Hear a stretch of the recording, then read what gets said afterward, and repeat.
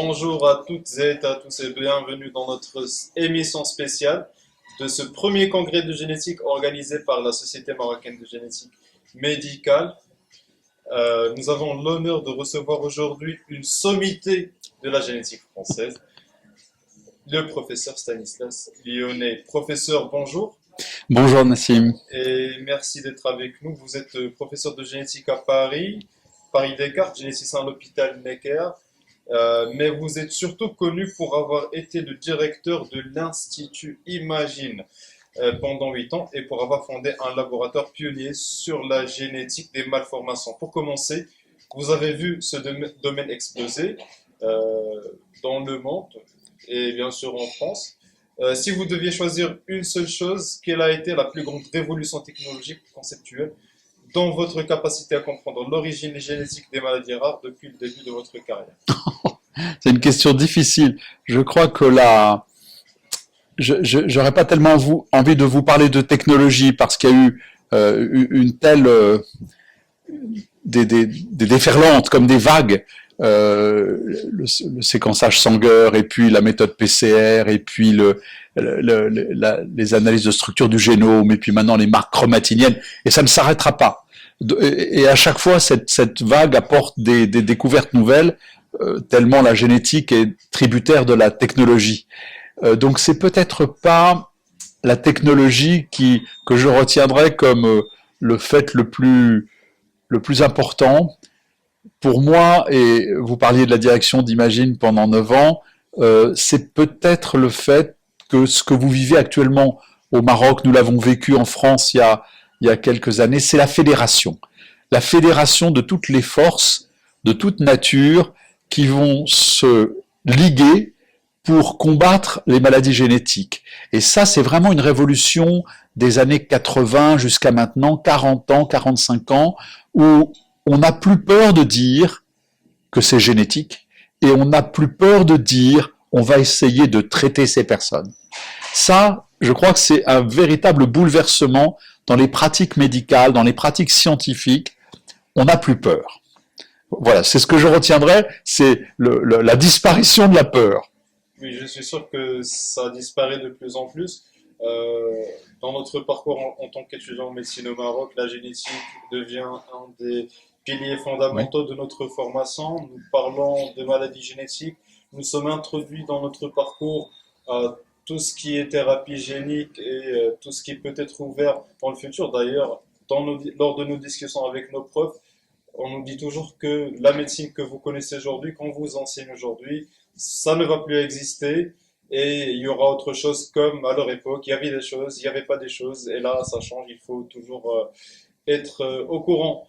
Alors, vous avez dirigé l'Institut Imagine, comme vous venez de le mentionner, de 2016 et à 2024. à 2024. Pour ceux qui ne connaissent pas, c'est un modèle unique et regroupe des chercheurs, médecins et patients sous un même toit. Pourquoi ce modèle est-il si puissant?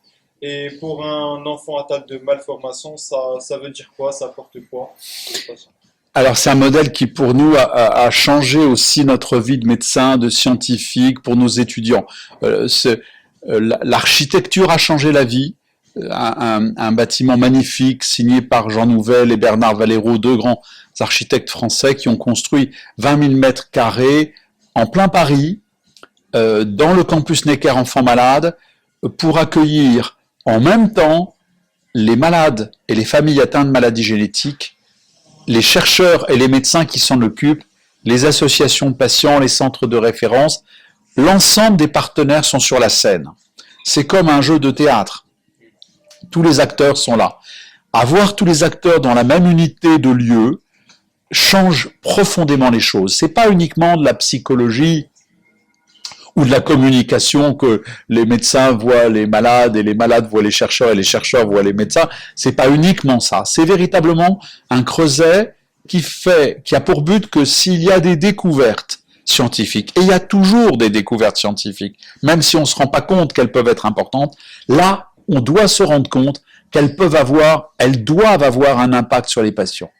Et pour les patients, venir à Imagine en consultation sur un plateau de consultation extraordinaire, il y a 33 centres de référence maladies rares qui consultent à Imagine, c'est aussi la réassurance que ils ont leur docteur et ils ont leur chercheur. Et donc leur ADN, leur banque d'ADN n'est pas n'importe où. Elle est à un endroit où elle est disponible, ouverte, collaborative et prête à la recherche.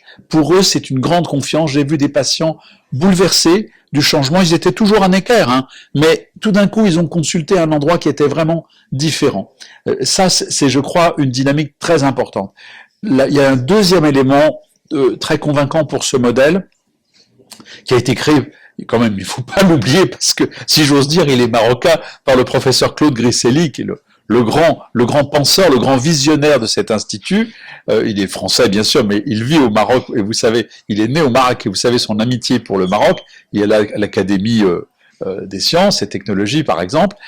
Donc Claude avait vu ça aussi, bien avant les autres, comme un outil d'ouverture extérieure à Necker, qu'on n'est plus dans les murs de l'hôpital, mais qu'on est présentable à l'extérieur. Pour qui?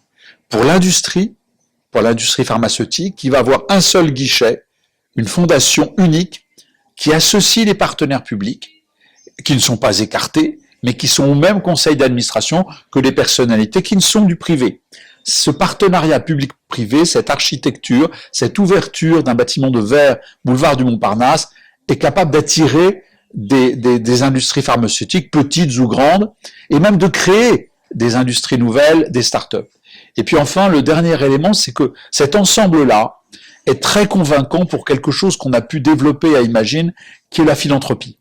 Et je suis absolument convaincu qu'il n'y a aucune limite à ça, y compris au Maroc, et que des grands philanthropes peuvent avoir la qualité, l'excellence du public mise en œuvre par une fondation privée, qui va donc donner à cette qualité du public, qui est évaluée, qui est rigoureuse, qui est excellente, qui est triée sur le volet, les étudiants, vous venez pas de n'importe où, vous êtes les meilleurs dans votre discipline, mais parfois on n'a pas les moyens, et les moyens sont apportés par la partie privée, avec la rapidité, la réactivité, l'agilité d'une fondation privée. Cet ensemble-là est très fragile. C'est très difficile. Ça peut mettre 20 ans à se construire et 20 jours à se détruire. Mais si on le préserve, alors c'est d'une puissance extraordinaire. Donc, la communication interne, je veux dire, l'action interne de l'alliance entre sciences, médecine et les malades, l'appel d'air et l'ouverture vers le monde industriel et entrepreneurial, pour les essais thérapeutiques en particulier, et puis développer une philanthropie nouvelle. D'accord. Et voilà, je pense que Imagine, comme vous l'avez dit, elle établit ce lien de confiance avec le public. Vous-même, en tant que non seulement généticien et chercheur, vous établissez un lien étroit avec vos patients et avec le grand public. Mais ce qui est plus intéressant, et vous vous intéressez beaucoup à ça, je pense avec votre livre que vous avez publié, Les 100 mots de la génétique. Est-ce que vous pouvez nous parler de ce petit projet de vulgarisation de la science? Oui, avec plaisir. C'est pas un petit projet, c'est un best-seller. Non, je plaisante. C'est un petit projet, effectivement. Et je dois citer le co-auteur, qui est mon épouse, le professeur Dominique Stopalionek, qui est une spécialiste d'oncogénétique, qui travaille à Curie. Et ensemble, on s'est retrouvés en génétique avec des parcours très différents, moi, en pédiatrie et elle en cancérologie. On s'est retrouvés par la génétique. Et à un moment donné, on s'est dit, tiens, ce serait amusant de faire un que sais-je avec cette collection nouvelle qui s'appelle les 100 mots, qui permet de donner du vocabulaire. Et il y a deux intentions dans ce petit ouvrage, très, très élémentaire et très simple.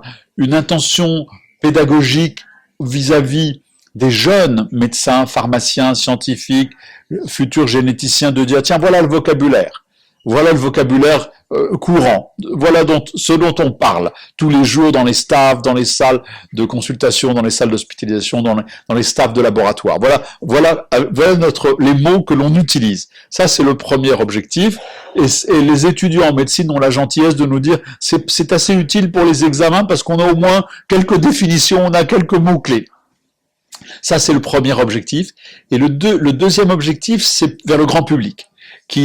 pour lequel la génétique est très appétissante, très attirante, mais parfois mystérieuse, et on a essayé, pas toujours avec succès d'ailleurs, il y a des gens qui nous disent ça reste très difficile, hein, mais on a essayé de donner un vocabulaire à la portée de tous, en essayant parfois en tentant de raconter des histoires, de partir non pas d'une définition brute, de dire un allèle c'est ça, mais de dire d'expliquer pourquoi on a appelé ça un allèle et ensuite de dire ce que c'est. Voilà l'objectif de ce petit ouvrage. D'accord. Et votre biographie se termine jusqu'à présent sur une nouvelle aventure. C'est MedTech Generator Accelerator, MGA. C'est en neurosciences et maladies génétiques. C'est un pas vers l'entrepreneuriat. Pourquoi ce virage?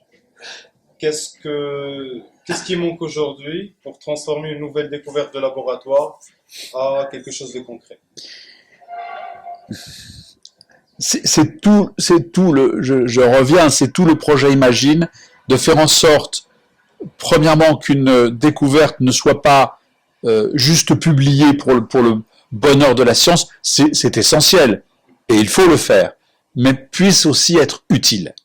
Hier, dans la conférence, on discutait beaucoup d'utilité pour les tests cliniques, les tests génétiques, de dire le point de vue de la génétique médicale est aussi un point de vue de la génétique humaine, c'est d'être utile. Et bien de la même manière, la science doit être utile. Attention, la science n'aime pas beaucoup qu'on la programme en disant il faut que tu sois utile, science. Non, non, il faut que la science soit libre, très libre, financée par tous les moyens et très libre, et c'est, je dirais, l'autorité, l'inspiration, l'inventivité du chercheur qui est à la manœuvre. Ça, il ne faut pas changer ça. C'est pas une science finalisée. Et jamais à Imagine, on ne va voir une équipe de recherche en disant « faudrait que tu travailles là-dessus » ou « faudrait que tu trouves dans ce domaine ». Jamais.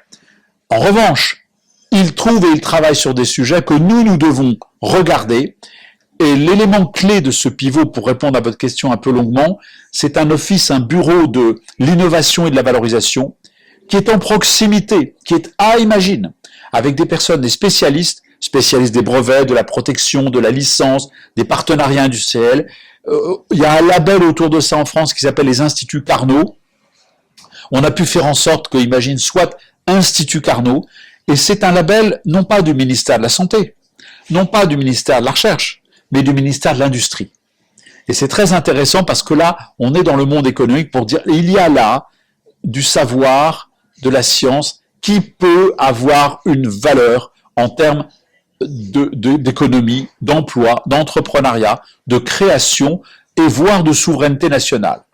Et donc c'est cet office-là qui rayonne dans Imagine en allant dans les laboratoires. Et bien maintenant, on est à la deuxième phase, c'est que les labos ont confiance dans ces personnes et vont les voir en disant « Tiens, on a trouvé ça, est-ce que tu penses que c'est valorisable? Est-ce que tu penses qu'il y a une entreprise qui pourrait être intéressée ?» Et il y a l'autre partie du building qui est ouvert vers l'industrie. On a un site qui dit il y a à Imagine 24 laboratoires et voilà chacun leur spécialité, voilà les découvertes qu'ils ont pu faire, venez les voir. C'est ce dialogue entre le monde public et l'institut qui va s'instaurer pour essayer de ne pas perdre la moindre chance de valorisation, c'est-à-dire d'application pour les malades. Oui, je pense que c'est intéressant et je pense qu'il est temps que des structures pareilles. Là, j'enchaîne avec une dernière question, une question personnelle qui relève un peu du domaine auquel vous vous intéressez, c'est la génomique. Alors, la question est la suivante. Si vous pourriez savoir une chose que vous ne savez pas actuellement sur votre propre génome, ça serait quoi et pourquoi? Alors, que je ne sais pas actuellement sur mon génome, je ne sais rien sur mon génome. Je présume que j'ai un chromosome Y, je présume, en tout cas que j'ai un gène SRY, c'est à peu près la seule chose que je peux présumer. Le reste, je n'en sais rien, et je dois dire que c'est assez confortable. Si vous me poussez en me disant, est-ce qu'il y a une chose que j'aimerais savoir l'inverse de ce qui prédispose à une maladie. Ça m'amuserait, mais c'est vraiment une curiosité de savoir si j'ai dans mon génome un ou quelques gènes qui sont totalement inactivés et qui ne me donnent rien.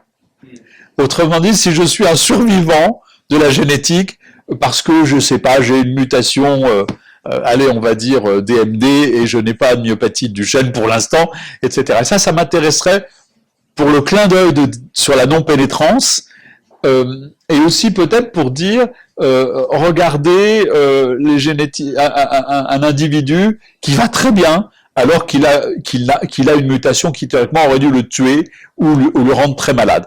Voilà, ça ce serait une curiosité, un petit clin d'œil plutôt comique sur le génome, mais aussi avec l'arrière-pensée que si on avait une banque, ça a d'ailleurs été pensé une fois ou deux, une banque de personnes qui soient des survivants, et on est tous des survivants, hein, donc on a tous des allèles nuls, on aurait des moyens d'inspiration thérapeutique.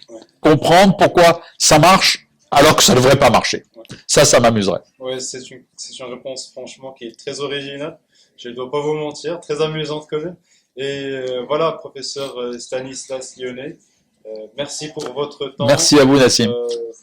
Nous vous souhaitons un excellent séjour ici à Rabat et j'espère vous revoir plus tard lors du congrès et pourquoi pas en France ou ailleurs. Et voilà, et si vous me donnez 2 secondes, je voulais vous féliciter vraiment toute la génétique marocaine de ce congrès. C'est un moment très important, la naissance de la société, ce premier congrès est très important. Je pense que la maturité de la génétique marocaine est impressionnante, sa jeunesse est impressionnante, vous en faites partie et donc merci infiniment de cette invitation et merci de ce congrès qui est une très grande fierté pour le Maroc, vraiment.